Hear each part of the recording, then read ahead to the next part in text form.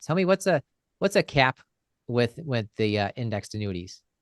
Yep, let's stick with the S&P indice for that example, Jeremy, because it is important to understand, again, when you talk about dividends, that's generally not going to be a part of the indexed annuity. And yes, dividends are a big part of the S&P 500. You're drastically reducing your upside if you're not participating in dividends. But again, the indexed annuity is not designed for that. And that is why you will have something called possibly on the annuity. And there are some parts on there, and one of those parts is a cap. And that cap could be what we've seen today is S&P 500 caps based on certain contracts. Why do they vary? It just depends on all the other bells and whistles that are inside that contract and what you're looking to accomplish, right? But we see S&P caps from 8% to sometimes 13 and 14% today on the S&P. What does that mean?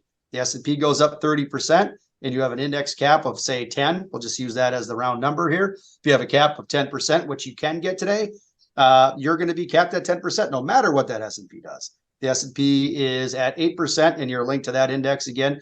You're going to cap out or cap out at 10% if it's over that mark. If the S&P is at 8, you're going to get 8.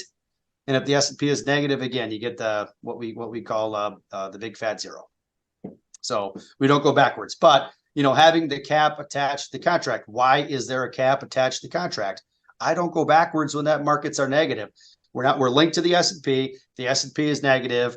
One of the trade-offs of sacrificing and making sure I have that protection on the floor at zero is I'm going to have a predetermined cap. There's not a company in America that's going to give you all the growth in the world, but none of the downside, none of the risk.